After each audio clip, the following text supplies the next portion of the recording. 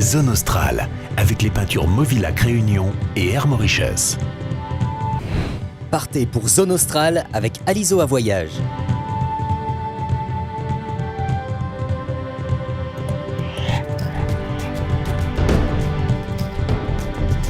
Ce soir, Zone Australe vous emmène à l'île Maurice, dans les hôtels luxueux, à la rencontre des grands chefs cuisiniers pour un voyage gastronomique. C'est un reportage signé Serge Marizi et Aline Mchongama. Un jardin où puiser inspiration et produits ultra frais, un luxe de cuisinier offert au chef Pascal Etienne et à son second, Ravi Goukoula. Ok, Bon, chef. on va partir avec ça pour ce soir. D'accord. Parce que là, ils sont tous bien. Ce sera donc, Leur carreau, ce potager de 600 mètres carrés, a été aménagé par l'hôtel qui les emploie, un établissement luxueux sur la côte ouest de Maurice. Le soir, sur la carte des 2 restaurants de l'hôtel, les produits du potager deviennent une valeur ajoutée. Cela plaît aux clients et ça permet aussi quelques économies. Des produits locaux, mais très peu de plats typiquement mauriciens. Aux tables des 5 étoiles, on sert volontiers des saveurs du monde entier.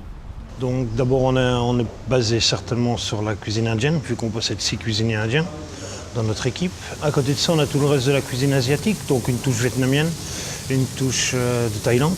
C'est une cuisine live session, donc le chef est en face de vous. Il a ce qu'on appelle une plancha, il cuit tout en live devant vous, d'apporter aux clients ce qui ne voient pas ce qui se passe chaque fois au niveau du back-house. C'est assez demandé par notre clientèle. Ouais. Comme dans cet établissement du sud-est de l'île, certains complexes hôteliers vont jusqu'à proposer 5, voire 6 restaurants. L'incontournable italien, un ou plusieurs asiatiques, une cuisine de fruits de mer et parfois même un restaurant gastronomique. Une stratégie qui permet de répondre au goût d'une clientèle à 80% européenne. Derrière ces plats des 4 coins du monde, des chefs eux aussi venus d'ailleurs. Le recrutement se fait par réseau ou via des agences spécialisées.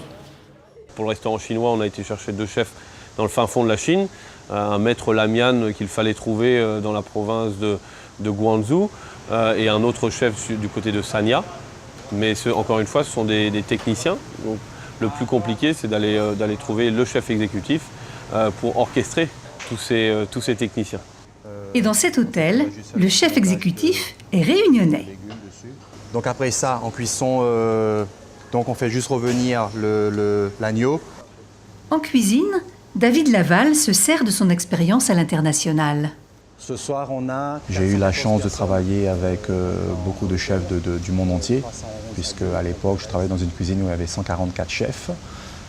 Et puis à partir de là, j'ai beaucoup voyagé. J'ai fait l'Indonésie, j'ai fait la Nouvelle-Calédonie, l'Australie en plusieurs endroits. J'ai travaillé au Japon, j'ai travaillé à Hong Kong. Tout récemment, j'étais en Chine. Et la liste n'est pas exhaustive.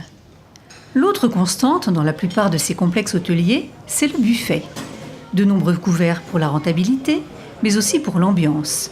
Une palette de plats étendue. Et depuis quelques années, une autre tendance complète la recette d'un buffet réussi. Le live cooking, la cuisine devant le client. Là, on a quand même une cuisine un peu faite au dernier moment avec la fraîcheur et on peut ajuster les épices ou l'assaisonnement en fonction des demandes des clients.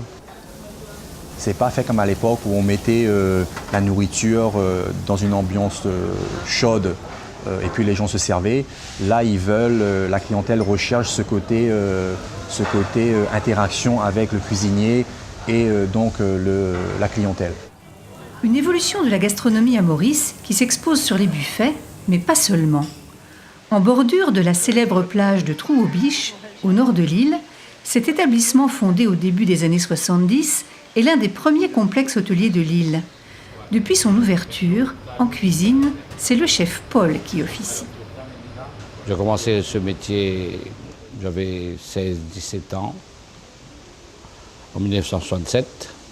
À l'époque, le tourisme n'était pas aussi comme maintenant.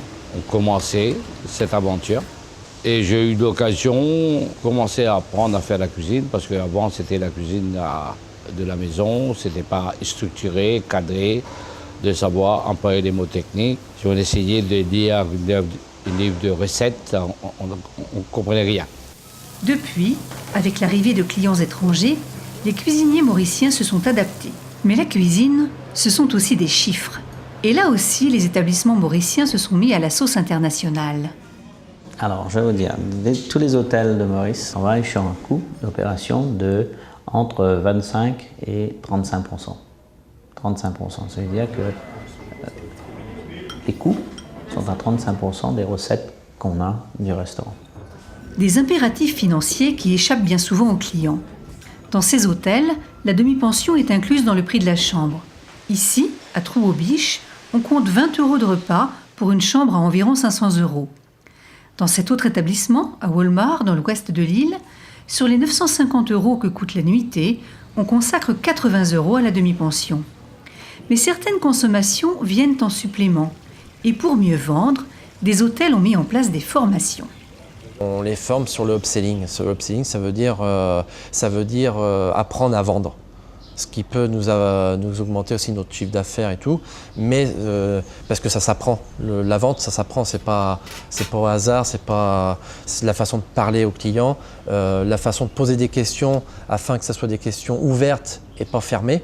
Parce qu'une question fermée, automatiquement, on arrête la vente.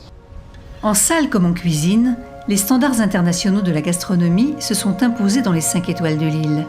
Mais Maurice reste une destination exceptionnelle grâce à la qualité du service.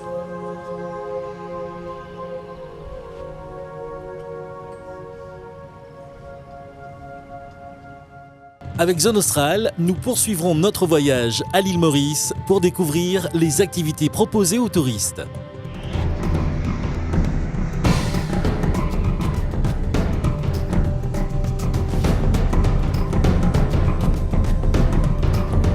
Zone Australe, avec les peintures Movilac Réunion et Air Mauritius.